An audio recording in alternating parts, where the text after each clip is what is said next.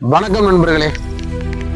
மகிழ்ச்சிக்கு மது, சந்தோஷத்துக்கு சாராயம்னு மகிழ்ச்சியில் தொடங்கி துன்பத்தில் முடியக்கூடிய சாராயம் பின்னாடி ஓடக்கூடிய மிக கொடிய சமூகமா நம்ம எல்லாரும் மாறிக்கிட்டு இருக்கோம். ஒரு பெரிய துக்கம், பெரிய சோகம், தாங்க முடியாத சோகம், இதுக்கெல்லாம் குடிச்ச காலம் மலையேறி போச்சுங்க. இப்ப எதுக்கு எடுத்தாலும் சரக்கு சரக்கு சரக்கு சரக்குன்னு சரக்கு பார்ட்டி தான். எதுக்கு எடுத்தாலும் சந்தோஷம்னாலும் துக்கம்னாலும் எதை எடுத்தாலும் சரக்கு பார்ட்டி தான். ஒருத்தர் மாலை போட்டு சபரிமலைக்கு போயிட்டு வர்றாருங்க. 48 நாள் விரதம் இருந்து சபரிமலைக்கு போயிட்டு வர்றாரு.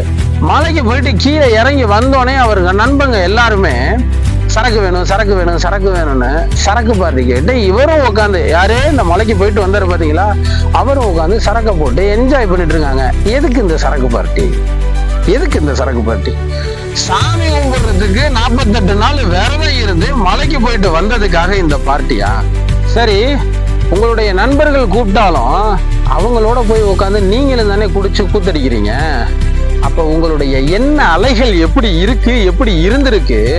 எப்படா இந்த மலையில இருந்து கீழே இறங்குவோம், எப்படா இந்த மாலையை கலட்டுவோம், நம்ம போயிட்டு குடிப்போம் அப்படின்றதுதான் உங்களுடைய எண்ணம். விரத நாட்களை தவிர உங்களால் குடிக்காமல் இருக்க முடியவில்லையா? விரத நாட்களை தவிர உங்களுக்கு மற்ற நாட்கள் எல்லாம் குடிக்கக்கூடிய என்ன அலைகள் உங்களை போட்டு பாடப்படுத்துதா? கவலையை விடுங்க, என்னைய தொடர்பு கொள்ளுங்கள். உங்களோட குடிக்கிற எண்ணத்தையே அடியோட அழிச்சு காட்டுறேன். நன்றி, வணக்கம்.